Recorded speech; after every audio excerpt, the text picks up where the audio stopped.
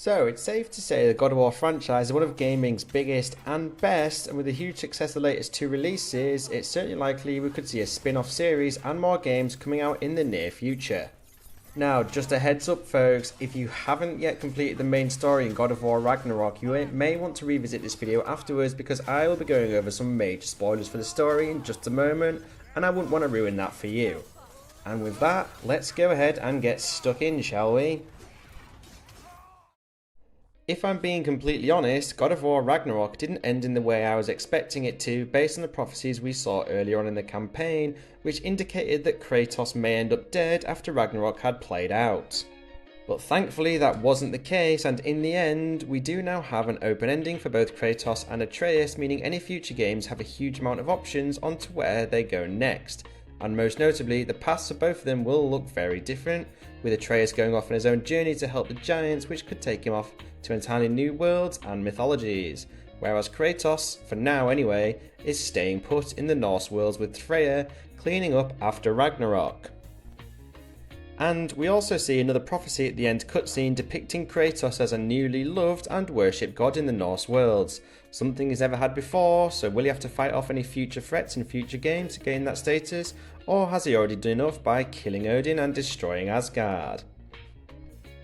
But let's focus on Atreus for now. It's most likely that we're going to get a spin-off game following him on his path to help the giants, and as I mentioned, we could see him travel to brand new worlds and mythologies.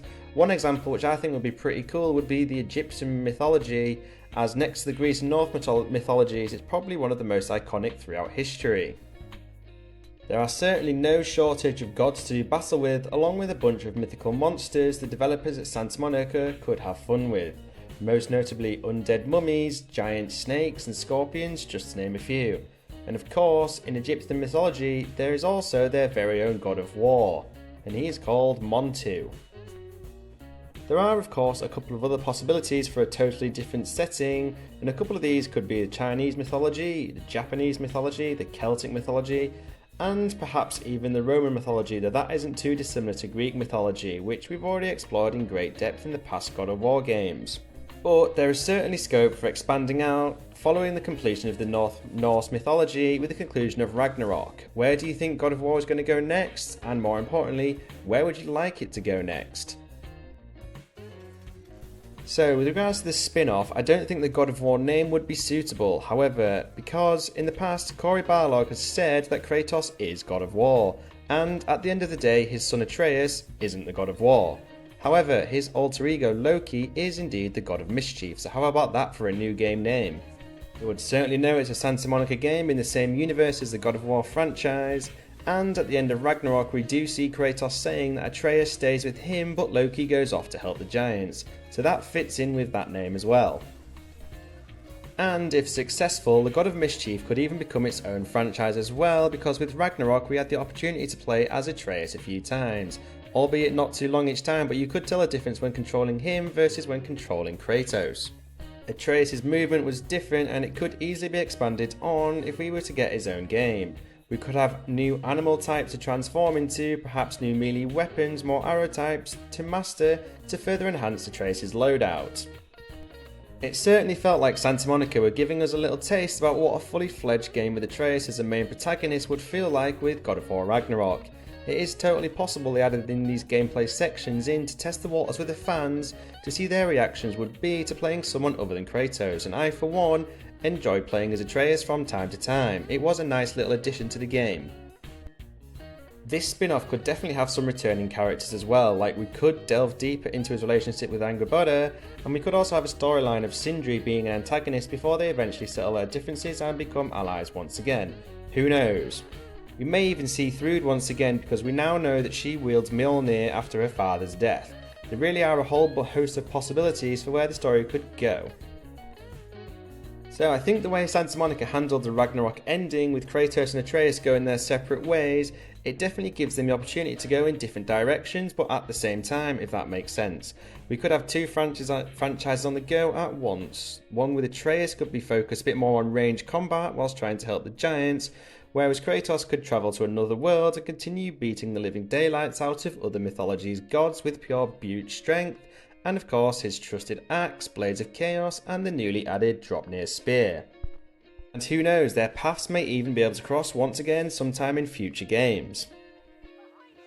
So whilst the God of War franchise is known for following Kratos on his god-killing ventures, it'll certainly be awesome to see the series from the perspective of someone different. They could go down the route of Spider-Man Miles Morales, or indeed the Uncharted Lost Legacy route, where the games were their own separate installments but shorter and more importantly cheaper than the main games.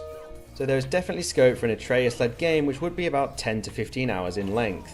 A standalone spin-off following the Atreus and Angrboda would definitely cap off the Norse saga quite nicely.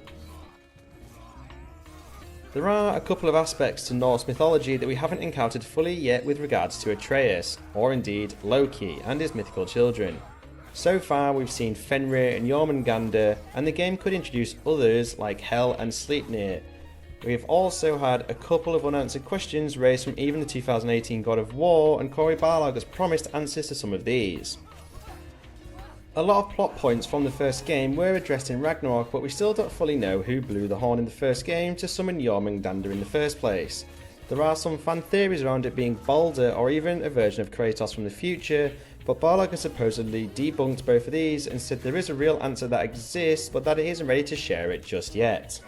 So whilst this doesn't confirm or deny any theory, it does point to more future God of War stories in the future, which of course is very exciting. What is likely true though is we won't be getting any information for any upcoming God of War or God of War spin-off games anytime soon. It was 3 years after the release of God of War that we got concrete information around God of War Ragnarok, so expect a similar timescale here at the very least, but what is certain is that when there is a new game, it is bound to be just as good as the previous 2 installments. So what do you think about the possibility of an Atreus-led God of War spin-off game? Is that something you'd like to see? I know I'd certainly be interested in it, as long as we do get something to continue Kratos' story in the future game as well. And if you're still here folks, it would be totally awesome if you could support my channel by hitting those like and subscribe buttons. And as always, thank you for watching, and I'll catch you in the next video.